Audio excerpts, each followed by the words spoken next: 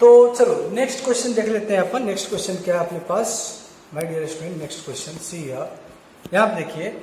हाँ दिखाई दे रहा है, दिखाई दे रहा है, दिखाई दे रहा है या नहीं दे रहा? दे रहा है, ठीक है। सुनो, हमारे पास दो आइडेंटिकल मेटालिक स्फीयर है। See there are two identical metallic spheres having equal charge kept at certain distance, then force between them is F.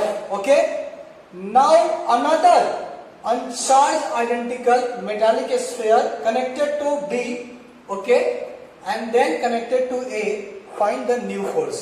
मतलब क्वेश्चन अगर पढ़ो ना तो लंबा चौड़ा है नहीं, काफी आसान क्वेश्चन है। क्वेश्चन ये है कि दोनों मेटालिक स्फीयर है, किसी डिस्टेंस D पे रखा गया है। मान लो इस पे भी कुछ चार्ज है, इस पे भी कुछ चार्ज है, तो अभी इन दोनों के बीच में जो फोर्स लग रहा है वो क्या है? F है। अब क्या होगा, कुछ देर बाद क्या हुआ, सेम आइडेंटिकल स्फीयर लेंगे, लेकिन वो कैसा होगा? अनचार्ज होगा। तो उस आइडेंटिकल स्फीयर को हम पहले B के साथ रखेंगे, फिर हम A के साथ रखेंगे। तो क्वेश्चन ये है, ये सब काम करने के बाद क्या A और B का जो नया वाला फोर्स होगा वो क्या होगा? क्या वो F के इक्वल होगा? क्या वो F से कम होगा? क्या F से ज्यादा होगा? क्या होगा वो अपन फाइंड करने वाले हैं। क्या क्वेश्चन समझ गए? फिर से मैं समझा देता हूं। हमारे पास दो स्फीयर है A एंड B, दोनों पे इक्वल चार्ज है। अभी दोनों पे फोर्स क्या है? F है। कुछ देर बाद हम एक अनदर स्फीयर लाएंगे C, जिसको हम इससे टच कराएंगे। किससे? B से। उसके कुछ देर बाद उसी C को हम A से टच कराएंगे। तो क्या होगा, जब B और C को टच कराओगे तो हमने कल ही बताया था मेटालिक स्फीयर है, कंडक्शन होगा। फिर A और C को टच कराओगे फिर भी कंडक्शन होगा। इट मीन्स यहाँ चार्ज घट जाएगा और यहाँ भी चार्ज घट जाएगा। तो नया फोर्स कितना होगा वो फाइंड करना है। तो देखते जाइए, मैं इरेज करता हूँ और स्टार्ट करता हूँ। चले, सो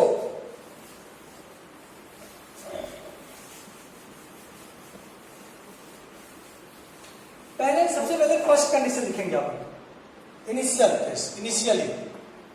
इनिशियली दोनों पे चार्ज क्या है? सेम है। तो फोर्स जो होगा वो हो जाएगा K Q square by R square. क्यों? क्योंकि दोनों पे चार्ज क्या है? सेम है। इस पे भी चार्ज Q है, इस पे भी चार्ज Q है। सो K Q square by R square. अब हम बात करते हैं फाइनल केस। सी फाइनली क्या हो रहा है, बाद में क्या हो रहा है। तो पहले किसको टच कराएंगे अपन? B को। B पे चार्ज कितना है? Q।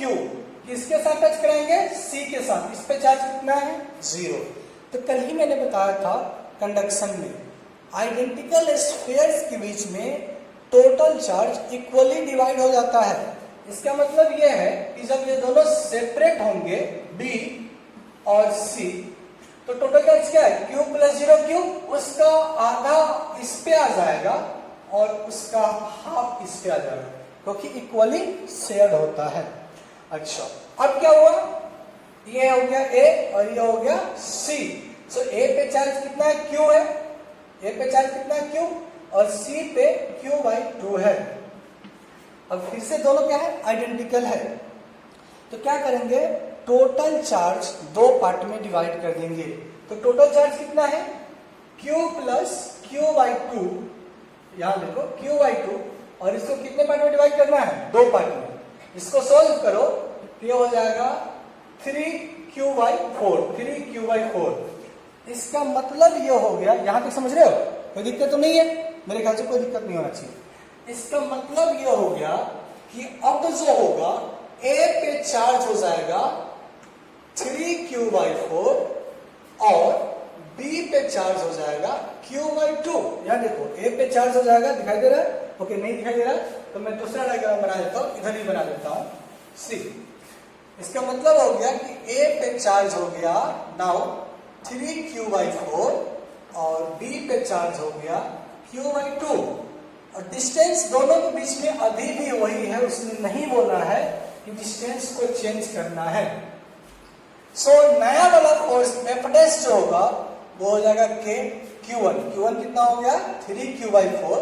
Q2 कितना हो गया? Q by 2 R square. इसको सोल्व करो तो ये आ रहा है 3 by 8 K Q square by R square और D स्क्वायर। और ये क्या है? F के इक्वल है। तो एफ डैश यहां से आ गया 3f/8। तो ये एक तरीका है जहां पे हमने कंडक्शन यूज किया। कल ही मैंने बोला था कि कंडक्शन और इंडक्शन सेपरेट नहीं है, वो कहीं भी किसी भी समय हम यूज कर सकते हैं। तो ये एक क्वेश्चन हो गया और काफी अच्छा क्वेश्चन है। समझ रहे मेरी बात को कि कैसे हम फाइंड कर सकते हैं।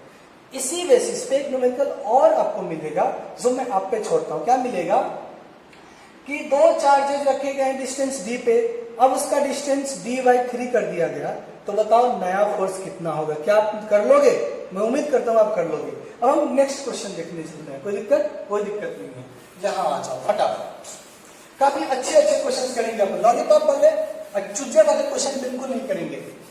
सो क्वेश्चन थर्ड, अब सी if a charge divided into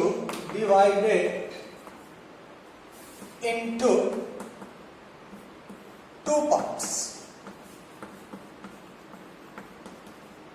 and then kept at certain distance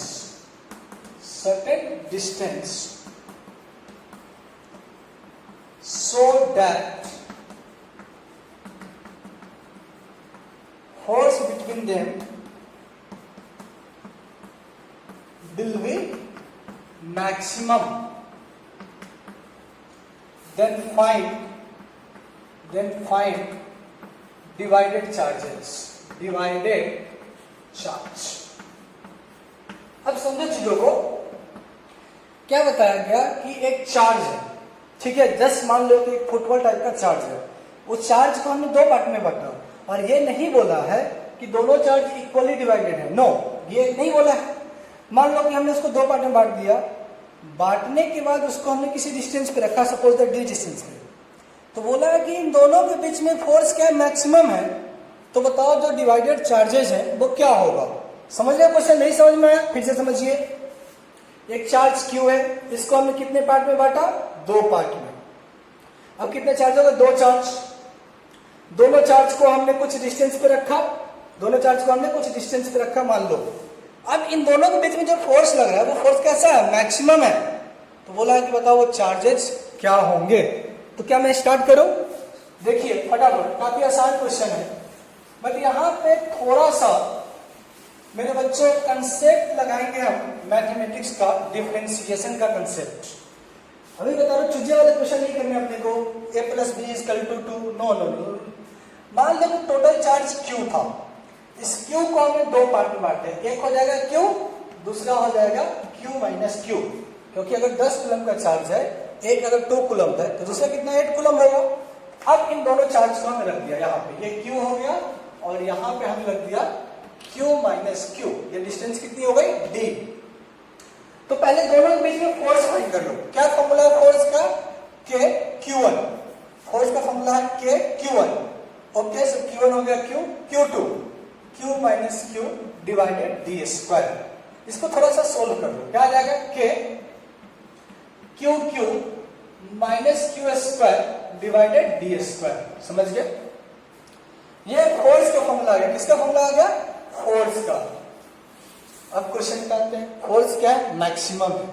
तो हमने पढ़ा होगा डिफरेंशिएशन में, आपको किसी ने पढ़ाया होगा, तो उन्होंने बताया होगा कंसेप्ट ऑफ मैक्सिमा और मिनिमा। तो कंसेप्ट ऑफ मैक्सिमा क्या कहती है कि कोई भी क्वांटिटी अगर मैक्सिमम है तो उसका डिफरेंशिएशन जो होगा फर्स्ट टाइम 0 होगा एंड सेकेंड टाइम यानी कि डबल डिफरेंशिएशन वो लेस देन 0 होगा। It means for maximum dF/dq = 0। अब क्वेश्चन ये पूछ सकते हो आप कि सर क्यों? तो देखो बेटा, ये कांस्टेंट है, ये भी कांस्टेंट है। क्या वेरी कर रहा है? स्मॉल q वेरी कर रहा है, तो यहाँ वेरिएबल स्मॉल q है, तो हम यहाँ पे कोई और पैरामीटर नहीं ले सकते। अच्छा जी, अब डिफरेंशिएशन यार इतना तो शायद आता होगा तुम्हें, मैं ये मान के चलता हूं। इसको लिखता हूं k/r² और ये हो गया q - q² और इसको करना है 0। ठीक है, अब देखते जाइए आप फटाफट। डिफरेंशिएशन अगर आपको आता है तो काफी आसान है। नहीं आता है तो आप मैसेज करो, जो भी टॉपिक आपको पढ़ना है होल फिजिक्स कहीं से आप मैसेज करो, मैं उस टॉपिक पे वीडियो जरूर बनाऊंगा। अब यहाँ पे डिफरेंशिएशन करना है तो ये कांस्टेंट टर्म, इस कांस्टेंट टर्म को हमने लिख लिया बाहर। अब डिफरेंशिएशन पे आते हैं। ये constant in this is called constant multiple function, because ये कांस्टेंट है और ये वेरिएबल है।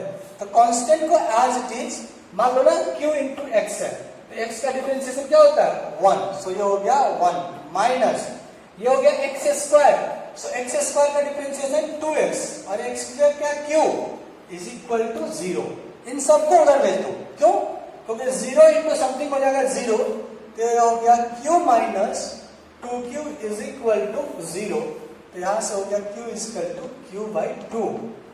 इसका मतलब ये फॉर्मूला आपको अपने माइंड में, अपने दिमाग में, अपने टिप्स पे सेटअप रखना है कि अगर एक ही चार्ज को दो पार्ट में बांटा जाए और उन दोनों के बीच का जो फोर्स होगा मैक्सिमम होगा, उस समय चार्ज को इक्वली डिवाइड करना होगा। अगर यही आप ग्रेविटेशन पढ़ रहे होंगे तो ग्रेविटेशन में यही बताया जाएगा कि किसी मास को अगर दो पार्ट में बांटा जाए और दोनों के बीच में लगने वाला ग्रेविटेशनल फोर्स मैक्सिमम है, तो बताओ वो मास कितना होगा? तो m/2 एंड m/2 होगा। क्या एग्री करते हो यहाँ तक? अरे बोलो यार, कोई दिक्कत तो नहीं है? कोई दिक्कत नहीं होनी चाहिए मेरे ख्याल से। चले आगे, थोड़ा और आगे बढ़ते हैं, अपन लेते हैं कंसेप्ट ऑफ सुपरपोजिशन। ठीक है, okay. So next topic concept of superposition principle. So आप लिखोगे सुपरपोजिशन प्रिंसिपल। अच्छा, ओहो क्या हुआ, गजब। सी क्या है कंसेप्ट ऑफ सुपरपोजिशन प्रिंसिपल? काफी आसान कंसेप्ट है, ये आपने ग्रेविटेशन में भी पढ़ा होगा। अभी हमने पढ़ा कि दो चार्जेस के बीच का जो फोर्स है कि q1 q2 by r square है और वो फोर्स हमेशा लाइन के अलोंग लगता है। चलिए देखिएगा, समझ लीजिए कि यहाँ पे एक चार्ज है q0 और यहाँ पे एक चार्ज है q1, तो क्या इन दोनों पे लगने वाला फोर्स जो होगा इस डायरेक्शन में होगा? मैं मान लेता हूँ F1 मान लो। चलिए यहाँ पे एक चार्ज में मान लेता हूँ q2, q1 मान लो इसको और इसको q2। अब ये भी इस पे फोर्स लगाएगा, तो ये इस डायरेक्शन में फोर्स लगाएगा, मैं मान लेता हूँ F2। तो बेसिकली ये चार्ज जो है कितने फोर्स एक्सपीरियंस कर रहा है? F एक्सपीरियंस कर रहा है और ये दो फोर्स एक्सपीरियंस कर रहा है। और हमने पढ़ा होगा कि force is a vector quantity. तो जब कभी भी किसी सिस्टम पे एक से ज्यादा फोर्स लगता है तो उसको हम ऐड करते हैं, और ऐड करने का जो कंसेप्ट हम यूज करते हैं उसको बोलते हैं vector algebra, addition of vector. But यहां हम बोलेंगे principle of superposition. So principle of superposition ने क्या बोला कि अगर कोई चार्ज है और उसके सराउंडिंग में बहुत सारे चार्ज है, कोई चार्ज है और उसके सराउंडिंग में बहुत सारा चार्ज है, तो उस चार्ज पे नेट फोर्स जो होगा सभी फोर्सेस का सम होगा। मतलब इस फोर्स का मान लो कोई चार्ज यहाँ है, इस फोर्स का मतलब जितने भी चार्जेस है सभी चार्जेस के इंडिविजुअल फोर्स का अलजेब्रिक सम होगा। अब मतलब क्या अलजेब्रिक का? अलजेब्रिक का मतलब है प्रॉपर साइन आपको यूज करना है। जैसे यहाँ देखो, अगर मैं इसकी बात करूंगा तो इसके दो कंपोनेंट आएंगे, एक x में आएगा एक y में आएगा, इसकी भी एक x में आएगा और एक निगेटिव y में आएगा। समझ रहे हो? तो मैं यहाँ लिखता हूं according to this principle sum of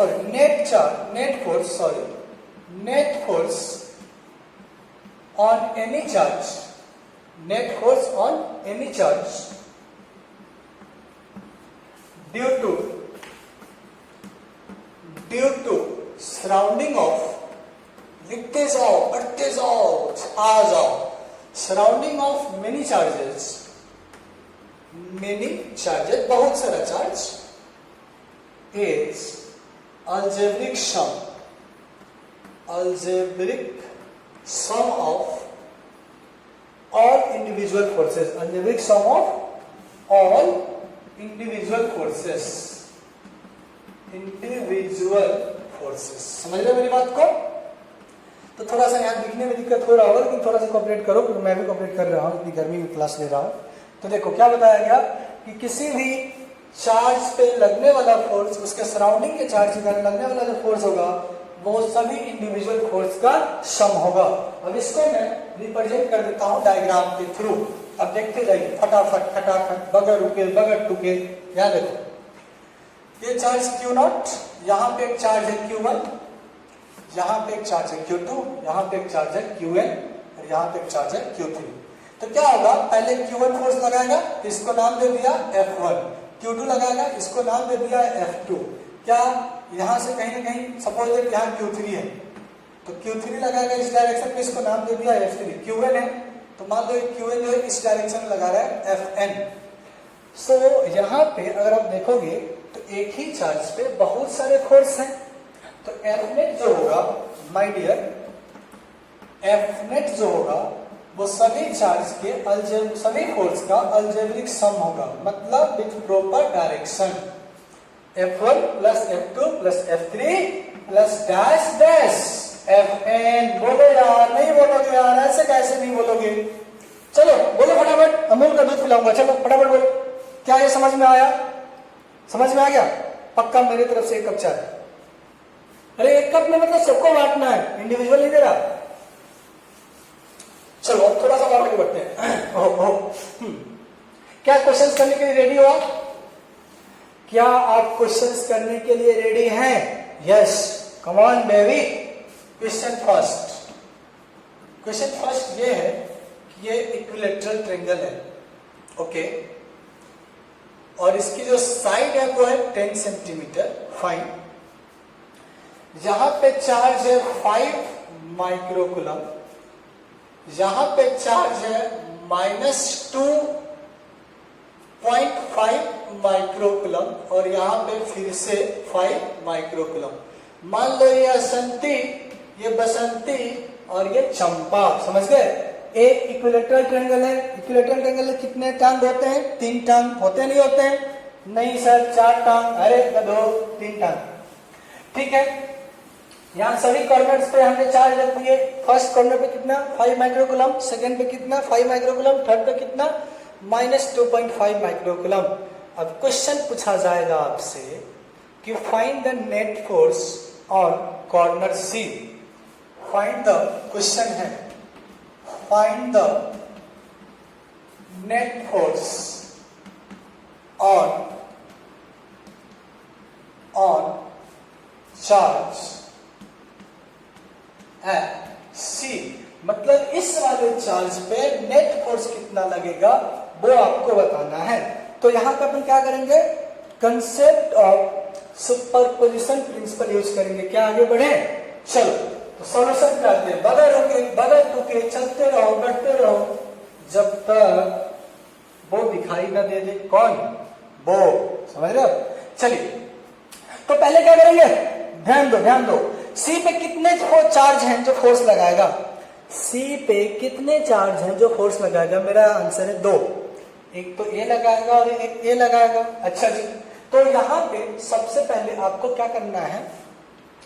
coordinate system मान लेना है, एक्स एक्सिस और वाई एक्सिस। ठीक है, तो चलो देखो सॉल्यूशन फटाफट, बगैर टुके। इधर क्या है? एक्स है और इधर क्या है? वाई है। ओके, ये सी में मान लेता हूं। सी पे चार्ज कितना? -2.5 माइक्रोकूलम।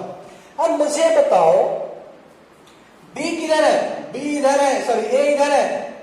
तो ए जो होगा वो सी पे फोर्स किधर लगाएगा? सबसे पहली बात, दोनों का नेचर कैसा है? अपोजिट या सेम? अरे दोनों का नेचर कैसा? अपोजिट नेचर है। तो क्या होगा? दोनों में मोहब्बत या नफरत? बोलना पड़ेगा। दोनों में क्या होगा? मोहब्बत या नफरत? तो हम बोलेंगे सर दोनों में मोहब्बत होगा, क्योंकि अपोजिट पोलैरिटी की चार्ज है। तो ये हो गया फोर्स 1। अच्छा, अब यहां से ये हो गया हमारा एक्स एक्सिस, तो ये -x हो जाएगा, ये -y हो जाएगा। ठीक है, अब सुनो यार चुपचाप, ये एंगल कितना? 60 डिग्री। तो क्या ये एंगल भी 60 डिग्री? Yes sir no? नहीं बोलोगे तो कैसे होगा, तुम समझो ना यार। ये एंगल अगर 60 है तो क्या ये भी 60 होगा? अच्छा चलिए हम बने बात कर ली बात कर ली। अब दूसरी अब बात करते हैं। दूसरी चार्ज कहाँ है? यहाँ, द सेकेंड चार्ज। ओके, ये क्या है? बी है। क्या ये भी 5 माइक्रोकूलम है? क्या दोनों में फिर से मोहब्बत होगी? बिल्कुल होगी, और मोहब्बत की आज बरसात होने वाली है। अच्छा जी, ये एंगल कितना है? तो आपने अभी पढ़ा था, देखो यहाँ पे ढंग से, ये एंगल 60 है तो ये एंगल भी 60 होगा। अब मैं थोड़ा सा और इसको सिंपल करता हूं। ये पॉइंट, ये एक्स एक्सिस, ये वाई एक्सिस, ये सी है। सी पे एक फोर्स इधर लगा F1 और एक फोर्स इधर लगा F2। ये एंगल भी 60 है और ये एंगल भी 60 है। 60 है या नहीं है? अब फटाफट तुम क्या करो, कंपोनेंट तोड़ दो। क्या कंपोनेंट तोड़ना आता है? उड़ गए, नहीं आता, कैसे होगा? देखो यार, अपने हाथ को इस तरफ रखो, किधर जा रहा है? नेगेटिव एक्स में। तो फर्स्ट वेक्टर जो होगा F1 जो होगा वो हो जाएगा -F1 cos 60 आई कैप। वाई आई कैप? क्योंकि ये निगेटिव आई में है और जिसके साथ एंगल बनाता है उधर कॉस लेते हैं। अच्छा जी, दूसरा कंपोनेंट किधर आएगा? देखो, तो दूसरा कंपोनेंट निगेटिव वाई में जा रहा है। सो F1 साइन 60 जे कैप, निगेटिव जे इसलिए मैंने माइनस, ठीक है, कोई समस्या नहीं। अब बात करते हैं F2 क्या आ रहा है? सो F2 लगा देते हैं। अब F2 का फटाफट कंपोनेंट करो। ये वेक्टर ऐसे है, देखो ना, देखो देखना पड़ेगा। ये वेक्टर ऐसे है, पॉजिटिव एक्स निगेटिव वाई, तो ये हो जाएगा F2 cos 60 आई कैप माइनस F2 sin 60 जे कैप। ये हमने बात कर लिया। क्या मैं इधर इरेज कर दूं? अब बात है कि सर हम A और B कैसे, सॉरी F1 और F2 कैसे निकालेंगे? तो देखते जाओ मेरे प्यारे बच्चों, यहां से F1 आ जाएगा K Q1 5 microcoulomb 5 into 10 to the power -6 into Q 2.5 into 10 to the power -6 by R square. Distance कितना? 10 सेंटीमीटर। सो 0.1 मीटर का होल स्क्वायर, बिकॉज सेंटीमीटर को कन्वर्ट करोगे मीटर में तो 0.1 आएगा। अच्छा, यहाँ पे क्वेश्चन ये उठता है कि सर यहाँ पे आपने माइनस साइन क्यों नहीं लिया? क्योंकि ये चार्ज तो माइनस है। तो मेरे भाई, मेरे बच्चों, ये पॉजिटिव और ये माइनस है, तभी तो हमने बोला था ये अट्रैक्टिव है। तो अब हमने साइन डिसाइड कर लिया है, हमने डायरेक्शन डिसाइड कर लिया है। चार्ज के साइन को यूज करते हुए हमने डायरेक्शन डिसाइड कर लिया है। चार्ज के साइन को यूज करते हुए तब दोबारा यूज नहीं करेंगे। अब फटाफट आप सोल्व करते चलो, तो ये हो जाएगा 9 into 10 to the power 9 into, ये कितना हो जाएगा? 12.5, ये हो जाएगा -12 एंड ये हो जाएगा 10 टू द पावर -2। अब सोल्व कर लो भाई। सो F1 हो गया 9 इंटू 12.5, अच्छा, और ये 9 2 11 और 12 10 टू द पावर -1, समझ गया? अब इसको भी सोल्व कर लो तो हो जाएगा 9 इंटू 1.25, ये आ गया F1। क्या F2 भी ऐसा ही आएगा? अरे F2 भी ऐसा ही आएगा। क्यों? F2 भी इतना ही आएगा, 9 इंटू 1.25। समझ लो चीजों को, देखो ना, F2 ये भी सेम, सो F2 भी इतना ही आने वाला है। समझ गए कहानी? अब फटाफट आगे बढ़ो। क्या इसको मैं इरेज कर दूं? तो दोनों मेथड है। ये मेथड थोड़ा सा लेंदी इसलिए जा रहा है क्योंकि हमने यहाँ पे कोऑर्डिनेट सिस्टम यूज किया है। अगर हमें सिर्फ मैग्नीट्यूड फाइंड करना होगा तो उसके लिए हम अनदर मेथड यूज करेंगे। ये डायरेक्शन फाइंड करने वाली मेथड है। अब यहाँ देखिए, सेकंड मेथड में ले चलूंगा अपने को।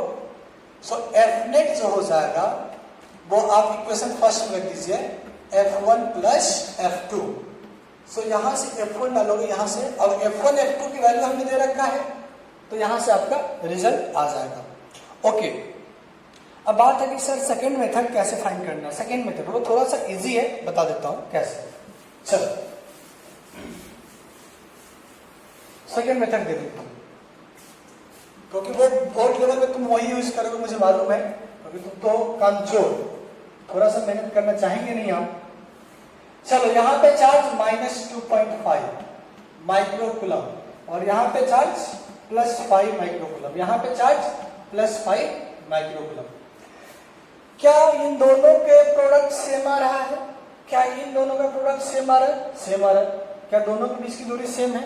तो ये फोर्स भी F होगा और ये फोर्स भी F होगा। एंगल कितना हो गया? 60 डिग्री। तो क्या दो वेक्टर्स को ऐड करने आता है? तो ऐड कर दो, F नेट जो होगा वो यहां पे हो जाएगा F नेट। तो फटाफट यहां से फाइंड कर लो। F net is equal to √a², it means F² plus B² ठीक है, plus 2AB cos 60 degree. So solve कर लो। F नेट जो हो जाएगा वो हो जाएगा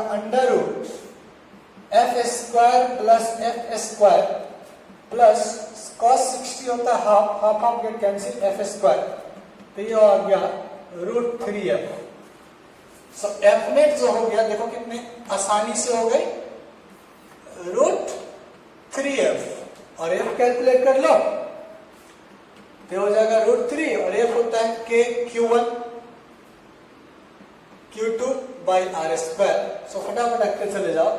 √3 Q1 हो गया 9 × 10⁻9 Q1, ये हो जाएगा 10⁻⁻6, ये हो जाएगा 2.5 10⁻⁻6। थोड़ा सा एक्सटेंड हो रहा है, कोई दिक्कत नहीं, हैंडल करो। डिवाइडेड R² 0.1 का होल स्क्वायर, ठीक है। तो यहां से जो भी कैलकुलेट करके लाओगे वो आपका आंसर हो जाएगा। तो ये मैं आप पे छोड़ता हूं, अगर आपको आंसर ना मिले तो आप मैसेज जरूर करना, ठीक है।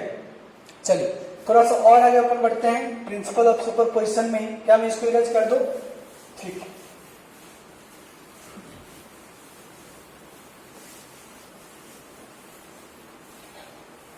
अभी यहां पे थोड़ा सा ढंग से देखना आप।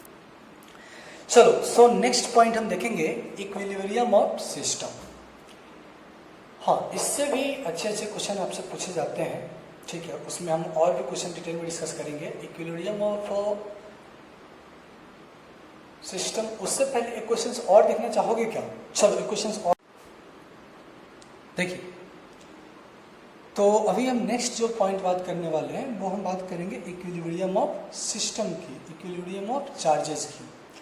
तो इसमें क्या होगा, जितने भी कंसेप्ट हमने पढ़ा है, कूलम्ब्स लॉ और प्रिंसिपल ऑफ सुपरपोजिशन, ये सभी के सभी हम अप्लाई करेंगे। तो लिखेंगे हम next topic equilibrium of charges, equilibrium of charges.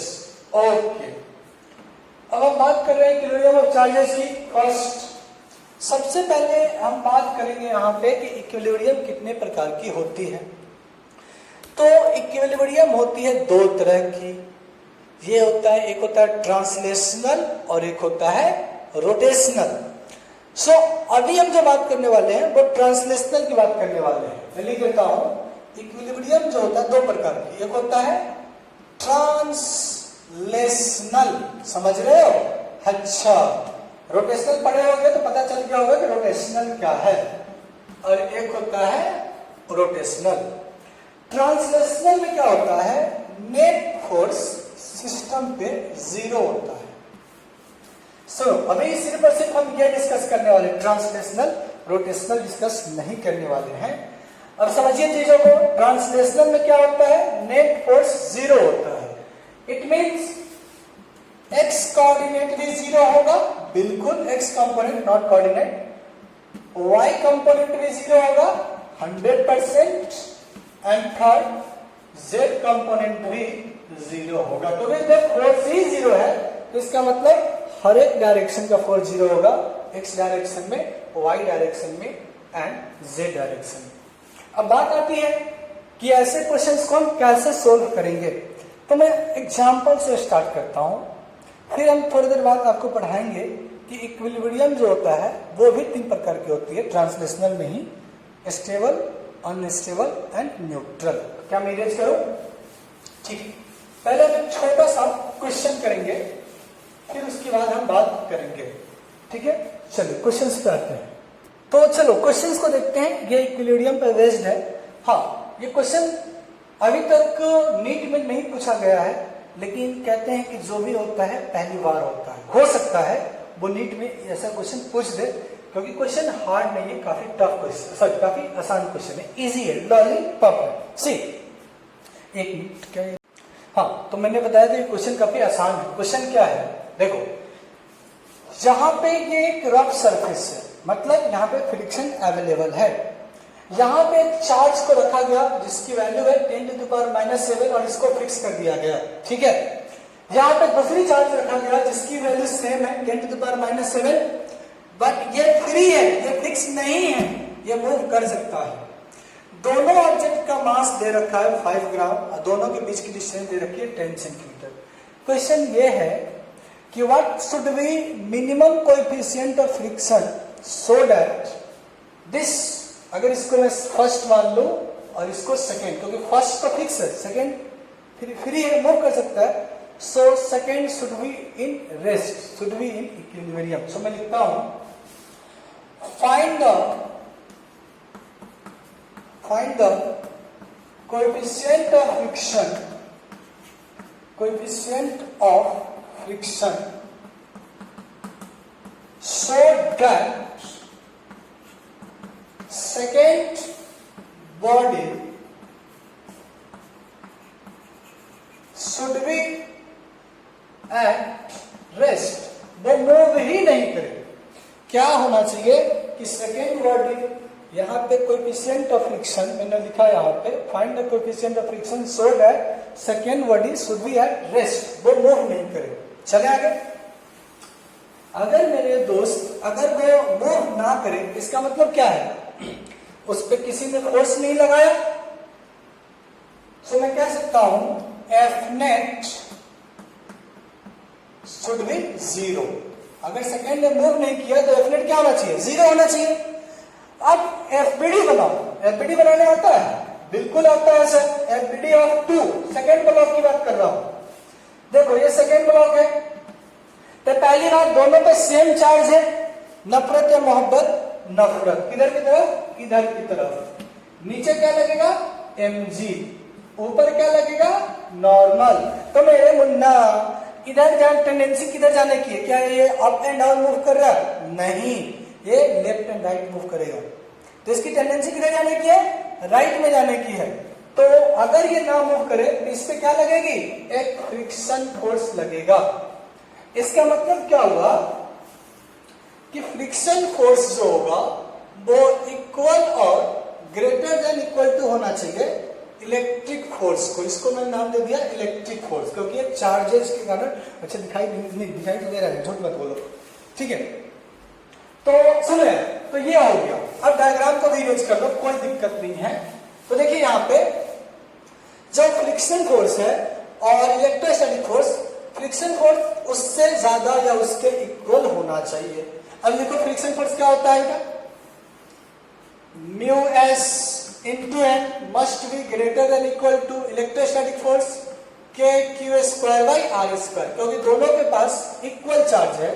Mu S नहीं पता तो मैं यहां लिख देता हूं mu S into N, N क्या है यहां से mg, so mg must be greater than equal to के।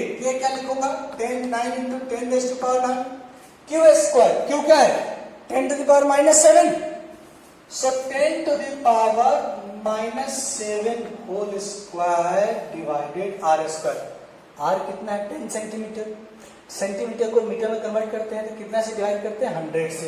देखो यहाँ खोपचे में 10/100 कर दिया, कितना ये 0.1 हो गया, तो ये हो जाएगा 0.1 का होल स्क्वायर। समझ रहे हो, बिल्कुल बिल्कुल बेसिक, और बच्चे चूजे मान के पढ़ाने लगा यार तुम लोगों में। सुनो, तो ये हो गया म्यू एस, मास कितना है 5 ग्राम, केजी में कन्वर्ट करो 5 इंटू 10 टू द पावर -3, जी की वैल्यू कितनी 10, greater than equal to 9 into 10 to the power 9, ये कितना हो गया 10 टू द पावर -14 और ये हो जाएगा 10 टू द पावर -2 और इतना तो समझ में आ रहा है। 0.1 को अपन लिख सकते हैं 10 to the power -1 10 to the power -2।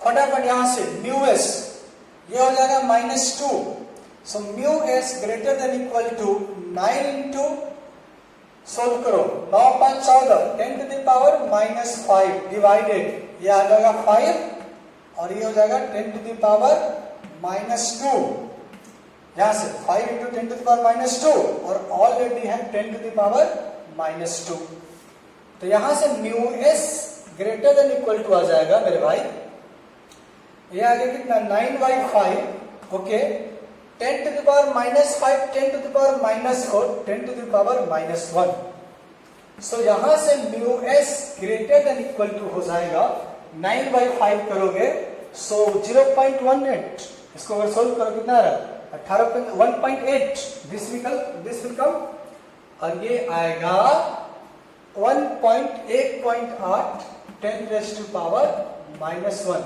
Solve करो so mu S greater than equal to 0.8 mu s क्या होता है कोएफिशिएंट ऑफ स्टैटिक फ्रिक्शन इसका मतलब यह है कि म्यू एस की जो मिनिमम वैल्यू होनी चाहिए वो 0.18 या उससे ज्यादा होना चाहिए। तो ये फर्स्ट केस हुआ इक्विलिब्रियम का क्योंकि हमने यहां देखा नेट फोर्स को हमने क्या कर रखा है 0। अब थोड़ा और आगे बढ़े चलिए हम पढ़ते हैं equilibrium of three charge system then हम पढ़ेंगे equilibrium of many charge system ये कितने थे 2 चार्ज सिस्टम का था ठीक है। चलो अभी रेस करके आगे बढ़ते हैं।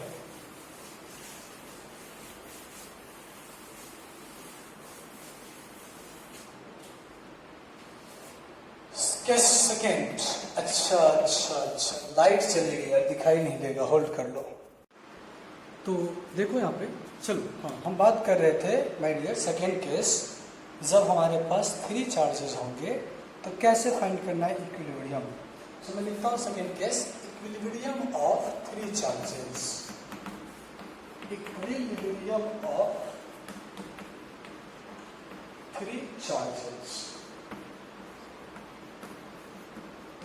Equilibrium of 3 charges. अब यहाँ पे देखो क्वेश्चंस को ढंग से समझना। मान लो कि यहाँ पे हमारे पास सवाल ठीक है यहाँ पर हमारे पास 3 चार्ज है 2 चार्ज है एक है Q1 और एक है Q2 दोनों के बीच की दूरी जो मैं मान लेता हूँ वो D मान लेता हूँ। या अब क्वेश्चन ये है कि थर्ड चार्ज को कहां पे डाला जाए। क्वेश्चन ये है कि थर्ड चार्ज को कहां पे डाला जाए कि वो इक्विलिब्रियम में हो। सेकेंड क्वेश्चन ये है कि what should B right nature of third charge so that system should be in equilibrium. Question ये है कि what should B third nature of third charge and value of third charge so that system should be in equilibrium. तो first case where should मैं लिखता हूं where should third charge Q kept so that this should be in equilibrium. कहां पे डालो कि वो equilibrium में हो। तो चलो मुझे नहीं मालूम कि मुझे यहां डालना है या यहां डालना है। मैं एक रैंडम ओवरव्यू लेता हूं मैं यहां पे इसको रख देता हूं ठीक है क्यों इस डिस्टेंस को मैं मान लेता हूं x। तो ये क्या हो जाएगा ये हो जाएगा d-x। मेरी बात को समझ रहे हैं आप ठीक है। सो मुझे नहीं मालूम है कहां रखना है तो मैंने Q1 से x डिस्टेंस पे रखा। सो Q2 से क्या हो गया d-x ठीक है ओके। अब क्या मैं इसको इरेज करूं ठीक है। अब नेट फोर्स की बात अपन करने वाले हैं तो F नेट अब अप्लाई करो कंसेप्ट ऑफ सुपरपोजिशन। इस चार्ज पे कितने फोर्स लगेंगे एक इसके कारण लगेगा और एक इसके कारण। सो मैं मान लेता हूं F1 प्लस F2 ये क्या होना चाहिए 0 होना चाहिए। F1 प्लस F2 क्या होना चाहिए 0 और F1 की वैल्यू लिखो। F1 को क्या लिख सकता हूं K Q1 into Q by x square, ठीक है। सेकेंड देखो F2 का क्या लिख सकता हूं, K Q2 Q by D minus x का होल स्क्वायर, और ये किसके इक्वल, 0 के इक्वल। क्या वो दिखाई दे रहा है, हाँ दिखाई दे रहा है, ठीक है। अब इस चीज को आगे हम प्रोसीड करते हैं, फटाफट फाइंड करते चलते हैं वैल्यू। तो अगर ये दोनों 0 होंगे तो सोल्व कर लो, ये हो गया K Q1 Q by x square is equal to minus K Q2 Q by D minus x square, ठीक है, ये होना चाहिए। अब यहां से देखो, आप छम छमाछम कर दोगे, छम छमाछम, तो इसको आप इधर ले लो, क्या हो जाएगा ये D minus x by x whole square, क्योंकि ये इधर आएगा और ये उधर चला जाएगा, ये हो जाएगा Q2 बाई Q1। समझ रहे मेरी बात को, ठीक है। अब फटाफट सॉल्व कर लो यार, इतनी टेंशन नहीं लेने की, उधर चला जाएगा, स्क्वायर हो जाएगा, रूट अंडर रूट हो जाएगा, ये हो जाएगा D by x minus 1 is equal to under root Q2 by Q1 plus minus में, क्योंकि अंडर रूट जैसे उधर जाएगा तो वो प्लस माइनस में Q2 बाई Q1 हो जाएगा, ठीक है। कोई दिक्कत, मेरे ख्याल से कोई दिक्कत नहीं, क्या मैं इसको अरेंज कर दूं, ठीक है। सो अब यहां से सोल्व कर लो फटाफट। D by x is equal to क्या हो गया, ये 1 उधर जाएगा, तो 1 प्लस माइनस मैं R मान लेता हूं, क्या मान लेता हूं, R, बाद में अपन रख देंगे कि R क्या है। तो यहां से x क्या हो गया, x हो गया dy plus minus under root R, ये x की वैल्यू हो गई। अगर x को, सॉरी थर्ड चार्ज को इस पोजीशन पे आप डालोगे, तब जाके इस पोजीशन पे डालोगे, तब जाके इसकी जो नेट फोर्स होगा वो 0 हो जाएगा। अब R क्या है, तो R is equal to ratio है, देख लो Q2 बाई Q1। अब क्वेश्चन ये है, क्या ये फॉर्मूला हर जगह लगा सकते हैं, बिल्कुल लगा सकते हैं, बट दो चीजें ध्यान रखनी है। पहली बात, ये x कहां से मेजर किया गया है, Q1 से मेजर किया गया है, और ये R क्या है, Q2 बाई Q1 है।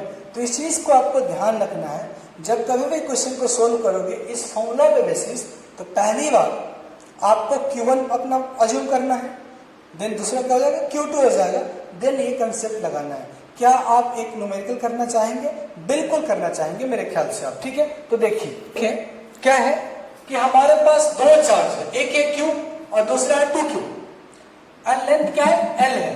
सो क्वेश्चन ये है कि find the point at which we can keep the third charge so that it will be in equilibrium. मैं लिख देता हूं, find the position of third charge so that it is in equilibrium, sorry, yeah, equilibrium, something going on, equilibrium, okay, sorry for inconvenience, ठीक है। तो यहां देखो, find the position of third charge so that it is in equilibrium. क्या मैं direct उस formula का use करूं, या सबसे पहले मैंने क्या बोला, आपको अपना फर्स्ट चार्ज मानना है, तो मैंने मान लिया ये फर्स्ट चार्ज है और ये हमारा सेकेंड चार्ज है। क्या आप भी मान रहे हो, ठीक है। सो क्या मैंने पढ़ा, x is equal to D, D क्या है यहाँ पे L, so L by 1 plus minus under root R।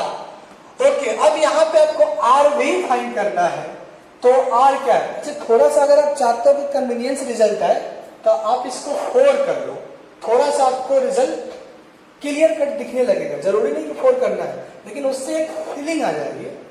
अब R फाइंड करो, R इसका तो क्या पढ़ा हमने, Q2 बाई Q1, तो मेरे भाई Q2 क्या है, 4Q है, एंड Q1 क्या, Q है, गेट कैंसिल, तो R आ गया 4।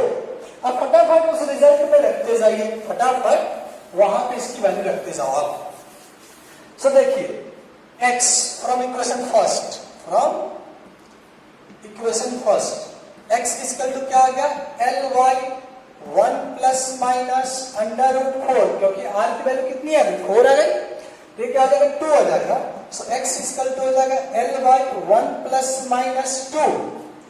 तो अब देखें ये हो जाएगा l बाई या तो 3 होगा, अगर ये 2 आ रहा है, ठीक है, तो ये 3 होगा, या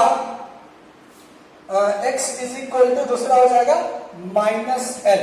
हमारे पास x की 2 वैल्यू आ रही है, हमारे पास x की कितनी वैल्यू आ रही है, 2 वैल्यू आ रही है, करेक्ट ना। सॉरी 3 क्यों, ओके दिस इज r ना, okay root r, so fine 3 आ गई हमारे पास। तो एक l बाई 3 आ रही है और दूसरी आ रही है l माइनस l। अब आपको चेक करना है कौन सा रिजल्ट सही है। क्या मैं चेक करके बताऊं? ठीक है, चेक कर लेते हैं। अब देखिए फटाफट, ये चार्ज कितनी q, ये चार्ज कितनी 4q,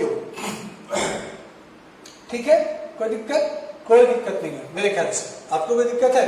जैसे कहीं हमने कोई मिस्टेक नहीं किया था प्रीवियस केस में। तो अब चेक करो, यहाँ एक पोजीशन आ रही है l बाई 3, यहां से l बाई 3 पे, ठीक है। दूसरी पोजीशन जो आ रही है, अच्छा मैं चेक कर लेता हूं कि करेक्ट है या नहीं है।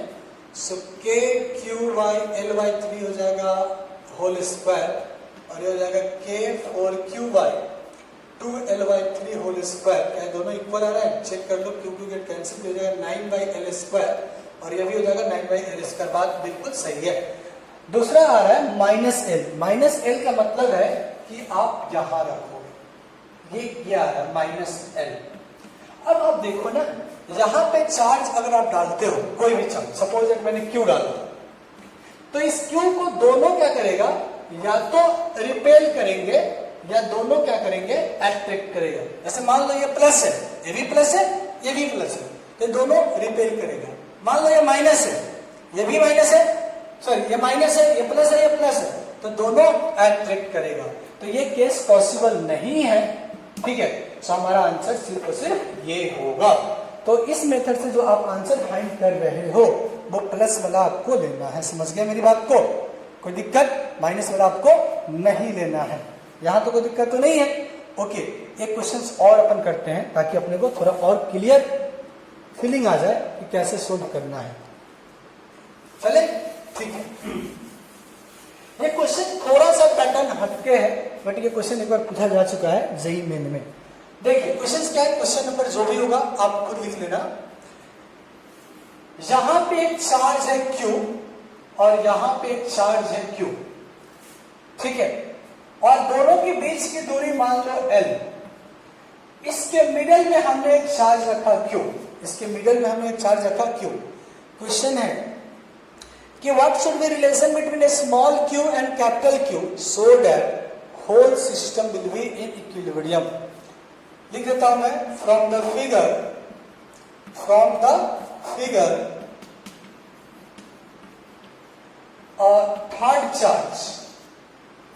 third charge Q kept at middle of charges Q and Q. Find the relation, लिखता जाता हूं बेटा ध्यान से, find the relation between a small q and capital Q, दिखाई दे रहा है या, so that system should in equilibrium,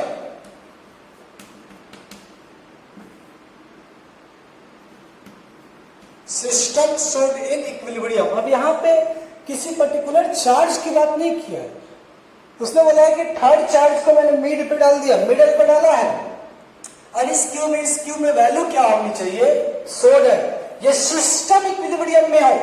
system equilibrium का मतलब होता है कि हर एक चार्ज पे लगने वाला फोर्स जीरो। सिस्टम इक्विलिब्रियम का क्या मतलब होता है, हर एक चार्ज पे लगने वाला फोर्स जीरो। समझ रहे हो आपको? So start without wasting any time. Okay see, so पहली बात चेक करेंगे, क्या करेंगे, चेक करेंगे, अरे इस पे फोर्स कितना चेक करो। अगर ये सुन ये क्या है, मान लो प्लस है, ये भी प्लस है, ये क्या हो सकता है, प्लस भी हो सकता है और माइनस भी हो सकता है। पहली बात होगा नहीं होगा, ये प्लस ये भी प्लस, तो ये माइनस भी हो सकता है प्लस भी हो सकता है। चेक करो, अगर ये प्लस होगा तो ये डिस्टेंस कितना है L/2 है, ये भी कितना है L/2, ये प्लस है। इसको ये क्या करेगा, रिपेल करेगा, इधर की तरफ फोर्स लगा देगा F। ये क्या करेगा, इसको रिपेल करेगा, इधर की तरफ फोर्स लगा देगा F। क्या F नेट 0 है? हाँ है। अगर ये माइनस होगा तो जितना ये इसको खींचेगा उतना ही ये इसको खींचेगा। मतलब यह हुआ कि मिड में रखा गया चार्ज तो साहब इक्विलिब्रियम में है। इट मींस Q जो है इस केस में, हमेशा नहीं, इस केस में always in equilibrium. Okay, Q जो है वो हमेशा इक्विलिब्रियम में है। समझ गए मेरी बात को? अब थोड़ा और आगे बढ़ते हैं। अब क्या करना है अपने को, या तो इस पे चेक कर लो या इस पे चेक कर लो, क्योंकि दोनों सेम है। अगर ये इक्विलिब्रियम में होगा तो ये भी इक्विलिब्रियम में होगा या नहीं होगा? बिल्कुल होगा। सो यहां पे फोर्स लगा दो F on Q। मैं ये बात कर लेता हूं, F on Q। यहां पे कितने फोर्स लगेंगे यार? ईमानदारी से बोलना, उसकी कसम खा के बोलना। Okay hold. सो यार ईमानदारी से बोलना, उसकी कसम खा के बोलना कि यहां पे जो चार्जेस आएंगे वो क्या होने चाहिए, इस पे जो फोर्स आएगा वो कितने फोर्स होंगे? एक इसके कारण होगा और एक जो होगा इसके कारण होगा। सो फटाफट लिखो ना, वेस्ट क्यों कर रहे हो? के क्यू बाय ये डिस्टेंस L/2 होल स्क्वायर, वाह होगा सर। के क्यू बाय ये डिस्टेंस कितना है L स्क्वायर, और कितना होना चाहिए? 0 होना चाहिए। मोगेम्बो खुश हुआ। अब यहां से कहां जाए हम, तो सोल्व करते चलो। मैं ये पॉइंट यहां लिखता हूं, तो ये हो गया। अगर सोल्व करोगे तो आ जाएगा 4kq बाई L स्क्वायर। उसको उस साइड ले जाओ, माइनस के q square by L square. छम छम छमा छम मेरी जान, गेट कैंसिल। सो यहां से हो जाएगा 4q is equal to minus q. So q is equal to हो जाएगा दिस। समझ रहे हो? यानी कि जो थर्ड चार्ज होना चाहिए वो -q/4 होना चाहिए। माइनस क्या बता रहा है कि अगर ये पॉजिटिव है तो ये निगेटिव होगा, अगर ये निगेटिव है तो ये पॉजिटिव होगा। यानी कि थर्ड चार्ज अपोजिट पोलैरिटी की होना चाहिए। ठीक है। सो आज की सभा यही समाप्त करें। अब एक और केस बचता है, इक्विलिब्रियम ऑफ मेनी चार्जेस। वो मैं कल डिस्कस करूंगा और कल और सारा प्रॉब्लम डिस्कस करूंगा। तब अपन next point Coulomb's law in vector form को डिस्कस करेंगे। क्या मेरी बात से एग्री है? Thank you, bye bye, see you, take care.